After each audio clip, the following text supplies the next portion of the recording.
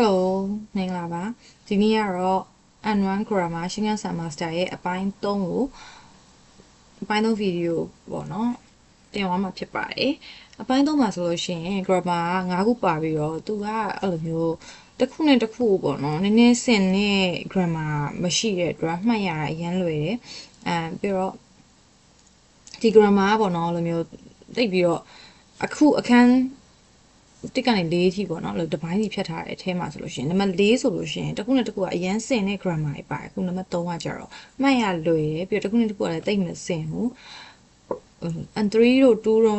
လောက် grammar လေးတွေလိုပဲပေါ့နော်မှတ်ရလွယ်တဲ့အတွက်မြန်မြန်လေးမှတ်ကြည့်ကြမယ်ပေါ့နော်ဟုတ်ပြီအဲ့ဒါဆို screen လေး share ပြီးတော့ဟောပြကြမယ်ပေါ့နော်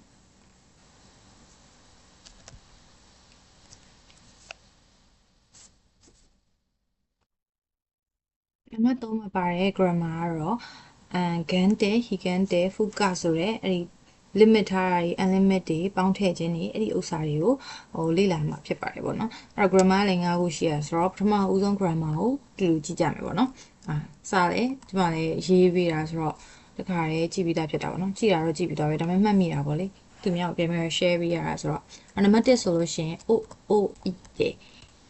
OE တဲ့ဆိုတာဘာကိုပြောတာလဲဆိုပြီးဒီဟာကလွဲပြီးတော့တခြားမရှိဘူးတန်မိုးကြီးတာတခုကိုပြောတာဆိုလို့ရှိရင်လေ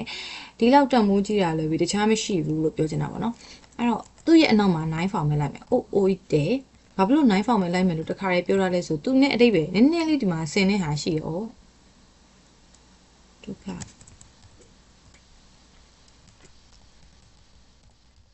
ကလွယ်ပြီပေါ့နော်အဲ့တော့သူနဲ့အတိတ်ပဲနည်းနည်းလေးဆင်တာရှိရယ်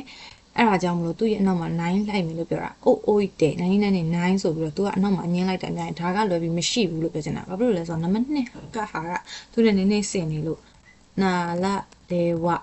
အဲ့ဒါကလည်းအတိတ်ပဲဆင်နေပေါ့နော်ပြောရလို့ရှိရင်ဟိုကိုကြည့်ရင်သိလိမ့်မယ်လဲပုံကြည့်ရင်သိလိမ့်မယ်ပေါ့နော်အဲဒါကြောင့်မလို့နာလာဒေဝကဆိုလို့ရှိရင်တစ်ခုတည်းကဒီတစ်ခုတည်းကဒါလင်းအကောင့်ထဲပေါ်နိုင်တယ်ဒီတစ်ခုတည်းကဒါလင်းဘယ်လိုမျိုးဒီမှာဒီဘယ်လိုပြောအားကစားပြိုင်ပွဲဆိုလို့ရှိရင်သူကဒါလင်းအကောင်းဆုံးသူကဒါလင်းအနိုင်ရမယ်သူအဲ့လိုမျိုးပြောချင်တဲ့အချိန်မှာနာလာဒေဝအဲ့လိုမျိုးသုံးတာပေါ့နော်အဲကြောင့်မလို့အိုးတင်နာလာဒေဝနေနည်းနည်းရောနိုင်မဲ့အခြေအနေရှိရတဲ့အတွက်ခါရဲမျိုးပြောပြတာပေါ့နော်အိုးတင်တော့မှဆို9လိုက်ပြီးတော့နာလာဒေဝမှာဆိုလို့ရှိရင်ရိုးရိုးပေါ့နော်ရိုးစာကြောင်းလိုက်တယ်ပေါ့နော်ဟုတ်ပြီနိတိုမာလာစုဒီနိတိုမာလာစုဆိုလို့ရှိရင်ဘာကိုပြောချင်တာလဲဆိုလို့ရှိရင်ဒီမှာနေမရက်သွားပဲလို့ပြောချင်တာဒီမှာထားပါတော့ဒီမှာဘောင်တစ်ခုရှိရဆိုလို့ရှိရင်ဒီဘောင်ထဲမှာနေမရက်သွားပဲနဲ့သူ့ထပ်ပိုးပြီးကျေပြန့်တဲ့နေရာလို့ပြောချင်တာအဲ့တော့သူ့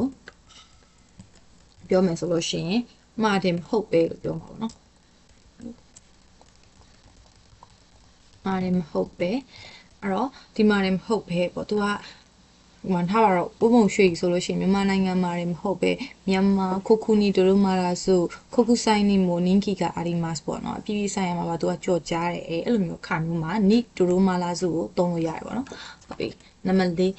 4ဆိုလို့ရှိရင်ဝအိုလောကဝအိုလောကဆိုလို့ရှိရင်အတိတ်ဘေကမပြောနဲ့ပေါ့ဒါဘယ်လိုမျိုးနေရာမှာသုံးသလဲဆိုလို့ရှိရင်သူတော်တော်များများဖြစ်မို့နော်ကျမတို့ဆိုလို့ရှိရင်မြန်မာနိုင်ငံကလူတွေဆိုလို့ရှိရင်ဂျပန်တွေကိုမပြောဘူးနော်မြန်မာနိုင်ငံလူတွေဆိုလို့ရှိရင်အင်္ဂလိပ်စာပြောတတ်ကြတာများတယ်အဲ့တော့ तू ကတယောက်ကိုပြောမယ်ပေါ့နော်ခန့်တို့ကျော်ကနီဟွန်ကောကအိုလောကအေဂုံမိုတေခိနိုင်အဲ့လိုချိန်မျိုးမှာသုံးတယ်ပေါ့နော်ဒါကိုမပြောနဲ့ဟိုကတော့မလုပ်တတ်ဘူး तू ကဟင်းချက်တာကို तू ကလုံးဝမတတ်တဲ့သူဆိုလို့ရှိရင် तू ကလက်ဝင်နေဟင်းချက်တဲ့ဟင်းလျာတွေကိုမပြောနဲ့လွယ်ကူကူလို့ရတဲ့ဟင်းတွေတောင်မချက်တတ်ဘူးအဲ့လိုမျိုးနေရာမှာဝအိုလောကကိုသုံးတယ်ဒါမပြောနဲ့ဟိုကလေးမလုပ်တတ်ဘူးအဲ့လိုမျိုးနေရာမှာသုံးတာပေါ့နော်နံပါတ်5ကျော်မို့စာလူခိုတိုနာကလာသူဒါကတော့ကောင်းတဲ့နေရာမှာသုံးတာပေါ့နော်ကောင်းတဲ့နေရာမှာဘယ်လိုမျိုးလဲဆိုတော့ဒါသာမကအဲ့ဟာကိုပေါင်းပြီးတော့တခြားအရာမှာ तू ကဖြုတ်ချောတာသာမကညလည်းအရန်ကောင်းလို့ကောင်မလေးအရန်ကြိုက်တယ်ပေါ့နော်ထားပါတော့အဲ့လိုမျိုးပေါ့နော်ဒါရင်သာမကတခြားအရာတွေမှာပါသူကတော်ပါတယ်အဲ့လိုမျိုးခါမျိုးမှာမို့စာရုကုတ္တနာခါတာကိုသုံးတယ်အဲ့ဒါကိုကြတော့အဲ့အပေါ်မှာသာမကဆိုပြီးတော့သုံးလို့ရတယ်အဲ့အပေါ်မှာသာမက ပေါ့နော်အဲ့တော့ဒီမှာဆိုရင်၅ခုရှိရဲ့အိုအိုဒါကလည်းပဲတခြားမရှိဘူးနားလာတယ်ဝါဒီတစ်ခုတည်းကသာလင်အကောင့်ထဲပေါ်နိုင်တယ်သူကသာလင်အနိုင်ရနိုင်တယ်နီတူတို့မှလာဆိုဒီမှာမရက်ပဲကျဲပြက်တဲ့ area တစ်ခုအထိကိုပေါ့နော်အဲ့လိုမျိုးနေရာတစ်ခုအထိကိုသွားနေတယ်ဆိုတော့နီတူတို့မှလာဆိုတော့ဝါအိုလောကဆိုဒါမပြောနဲ့ဟိုကလည်းမရဘူးဟိုကလည်းမလုပ်တတ်ဘူးအဲ့လိုမျိုးပြောတာမိုးစာလို့ကိုယ်တနာကရာဆိုလို့ရှင်လေလွယ်ပါတယ်ဒီပေါ်မှာဒါမကသူကညံကောင်းရုံနေတာမကရုပ်လေချောရုပ်ချောနေတာမကညံလေးကောင်းတယ်အဲကြောင့်ကောင်းမလေးကြိုက်ကြတယ်မိုးစာလို့ကိုတို့နာကလာပေါ့နော်ဒီဟာလေးကနည်းနည်းရှည်ရအတွက်ဒါလေးကိုတော့နည်းနည်းတော့မှတ်မယ်ကျန်တာလေးကတော့လွယ်ပါတယ်အဲ့တော့လေပုံးလေးကြည့်ရအောင်လေပုံးလေးဆိုလို့ရှိရင်လည်းမှတ်ရလွယ်မဲ့လေပုံးလေးတွေကိုပေါ့နော်အခါရဲဟိုကလောက်ထားတယ်ပေါ့နော်ရှာထားတယ်ပေါ့နော်ဟုတ်ပြီအိုးတယ်ဆိုလို့ရှိရင်နည်းနည်းကိုယ့်ရဲ့အုံနောက်ထဲမှာဆွဲသွားမှာကွာအဲ့လိုမျိုးဖတ်စာအုပ်တွေမှာရှင်းကန်းဆာမစာရဖတ်စာအုပ်တွေဟာကျတော့ဂျပန်အကြောင်းကြီးရေးထားအဲ့တော့ကျွန်မကဗာလဲဆိုမြန်မာနဲ့ဆိုင်တဲ့ဥစ္စာလေးတွေပေါ့နော်အဲ့ဒါလေးတွေကိုနည်းနည်းလေးပေါ့နည်းနည်းလေးတော့ပြောင်းထားရပါတော့အဲ့တော့ကြည့်လိမ့်မယ်မြန်မာလက်ခိရှိမြန်မာလက်ခိရှိဆိုတာတမိုင်းလို့ပြောတာတမိုင်းကိုပြောတာတမိုင်းလို့ပြောမြန်မာတမိုင်းကိုတာရရှိခုဆိုတာမှန်ကန်ဆိုတာဟိုခန်းကြီးမပေါ်လာတာရရှိခုမှန်ကန်ဆိုတာဆက်စမဲတခိတို့နိုပါစစမဲတခိလို့နိုပါရှင်းပြဖို့ဆိုတာကခရဲကိုအိုးတယ်ဟိုကနိနိုင်ခရဲကိုအိုးတယ်ဆိုတာဒီခန်းကြီးပါသွားပြီခရဲကိုအိုးတယ်ဟိုကနိနိုင်ပြောချင်တာကသူကလွယ်ပြီးမရှိဘူးလို့ပြောတာနော်အဲ့တော့သူ့ရဲ့နောက်မှာအိုးတယ်နောက်မှာနည်းနည်းလေးသတိထားကြည့်မယ်ဆိုလို့ရှိရင်အငင်းလိုက်တယ်ပေါ့နော်သူကလွယ်ပြီးဒီမှာမရှိဘူးလို့ပြောချင်တာပေါ့နော်ဒါလေးကိုသတိထားပြီးကြည့်ကြည့်ပေါ့နော်နော်နီလေးလုပ်ပြလိုက်မယ်ပေါ့နော်သူကလည်းပြီးတော့ဒီမှာမရှိဘူးဟုတ်ပြီအဲ့တော့နောက်တစ်ခုနာလာတယ်ပေါ့နာလာတယ်ပေါ့ဆိုရင်ဒီတစ်ခုတွေကသာလေအကောင့်ထဲပေါ်နိုင်တယ်ပေါ့နော်ဘောကအောက်ကအပေါ်နဲ့အောက်နဲ့နည်းနည်းအတိတ်ပဲဆင်နေတဲ့အတွက်စမ်းနေကြည့်လို့ရှိရင်နည်းနည်းတော့သတိထားပေါ့နော်အိုးတယ်နောက်မှာနိုင်လိုက်မယ်ပေါ့နော်ဒါခဏခဏပြောတယ်နာလာတယ်ပေါ့ဆိုလို့ရှိရင်ဘာပကံဆိုတော့တင်ပါတော့နော်ပကံတော့အာဆာဟီဝပကံရဲ့မနက်ပိုင်းနေ့တွေကအာဆာဟီကဘီယာဖြစ်နေပြီအာဆာဟီဝပကံရဲ့မနက်ပိုင်းနေ့တွေကမြန်မာမြန်မာနာလတေဝဥခုရှိ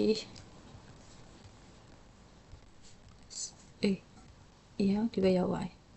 စတသူကမြန်မာမှာပဲပေါ့နော်လှပတဲ့ဟာရှိတာပဲပေါ့နော်ပကံရဲ့မနက်ပိုင်းနေ့ကမြန်မာမှာတာလင်လှတာပေါ့ရှိတာပေါ့အဲ့ဒါကိုပြောချင်တာပေါ့နော်အဲ့တော့နာလာဒေဝကဒီဟာကတာလင်ဒါကိုပေးနိုင်တယ်ပေါ့နော်ဒီ vibe ကိုပေးနိုင်တယ်အဲ့လိုမျိုးပြောတဲ့အခါမျိုးမှာနာလာဒေဝကိုသုံးတယ်ဒီမှာနိတူတို့မလားဆိုခုနက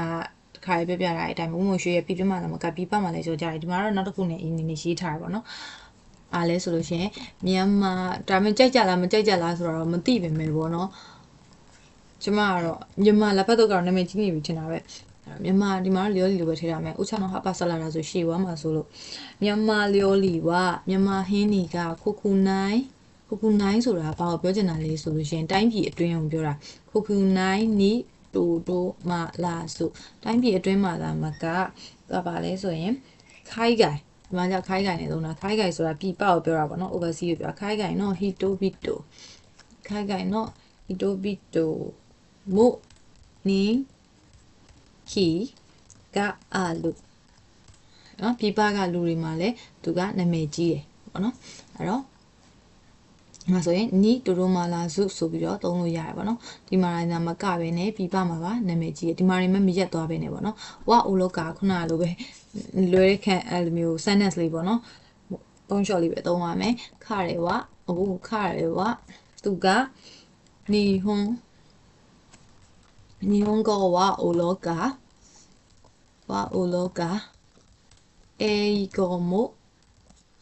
အေဂိုမိုဟာနာစေနိုင်ဂျပန်စကားမပြောနဲ့အင်္ဂလိပ်စကားလည်းမပြောတတ်ဘူးတော်တော်များများကတော့သမင်းစားရည်တောက်နော်အဲ့လိုမျိုးစိုက်ကားနင်းနဲ့ဦးလေးတွေကစာအင်္ဂလိပ်လိုပြောတတ်ကြတယ်ဒါပေမဲ့အင်္ဂလိပ်လိုသူကတော့မပြောတတ်ပါဘူးဂျပန်စကားမပြောနဲ့အဲ့လိုမျိုးခါမျိုးမှာသုံးတာပေါ့နော်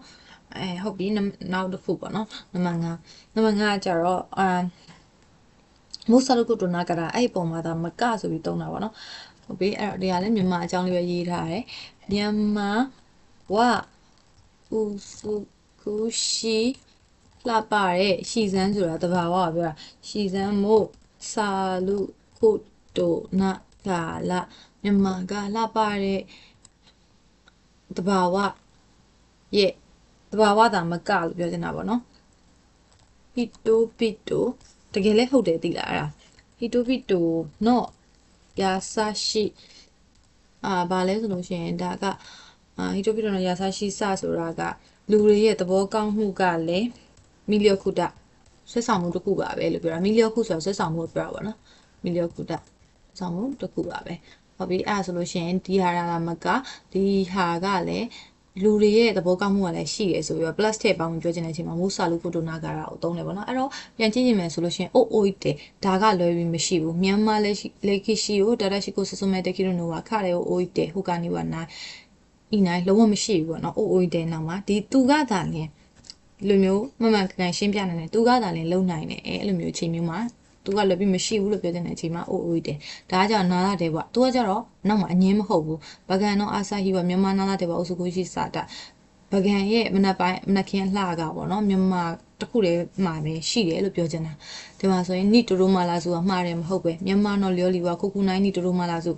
မြန်မာရဲ့ဟင်းလျာတွေကတိုင်းပြည်အတွင်းမှာဒါမကတိုင်းပြည်အတွင်းမှာတင်မဟုတ်ပဲဒါမကလို့မပြောဘူးမှာတင်မဟုတ်ပဲခိုင်ခိုင်နိုဟီတိုပီတိုမီမိုနင်းကီကအဲ့လိုအွန်ကျန်ရဲ့ပြီးနင်းကီကအဲ့လိုပေါ့နော်နာမည်ကြီးပေါ့ဝါအိုလောကခရဲဝါနီဟွန်ကိုဝါအိုလောကအဲကောမခနာစေနိုင်ကောင်လေးကဂျပန်စကားမပြောနဲ့အင်္ဂလိပ်စကားတော့မပြောတတ်ဘူးမိုးဆာဒုခုတိုနာကရာအဲ့ဒီပုံမှာကမြန်မာဝဥစုကိုရှိစမ်းမိုးဆာဒုခုတိုနာကရာဟီတိုဘီတိုနာရဆရှိဆာမိုးမီလီယခုတာမြန်မာကတဘာဝလှတရားရတာအဲ့ဒီပုံမှာကလူတွေရဲ့သဘောကောင်းမှုကလည်းဆွဆောင်မှုတစ်ခုပဲလို့ပြောချင်တာပေါ့နော်အဲ့တော့အဲ့ဒါလေးကိုမှတ်မယ်ပေါ့နော်ဒါတော့အပိုင်း3ပြီးသွားပြီကိုယ့်ရဲ့ level လေးတွေကိုမမေ့မလျော့နဲ့တခါတည်းကိုကဒါကိုမှတ်လိုက်တဲ့အချိန်မှာဒါတော့ဒီလိုမျိုးညံမှာသုံးတာပဲဆိုပြီးတော့တိလိုက်တဲ့အချိန်မှာဘာလုပ်မလဲဆိုကိုကလည်း level လေးတွေကိုတိဆောက်မယ်တိဆောက်ပြီးတော့လို့ရှိရင်ကိုမှားလားမှန်လားသိကြလို့ရှိရင်အခုက AI နေလိုက်ခစ်စားနေရော GPT မှာမေးလိုက်ရုံပဲအဲ့ဒါကိုဆက်လိုက်တာ ਨੇ ကိုယ့်ရဲ့ level လေးကိုသူကထုတ်ပြလိုက်မယ်ဒါပေမဲ့များသောအားဖြင့်ကိုကအဲ့ level လေးတွေကိုတိဆောက်ပြီးတော့လို့ရှိရင်မမေ့တာများတယ်ပေါ့နော်အဲ့တော့ဒီနေ့ကတော့အပိုင်း3တော့ဒီလောက်ပဲအပိုင်းလေးကြာမှဆက်တွေ့ကြမယ်တတား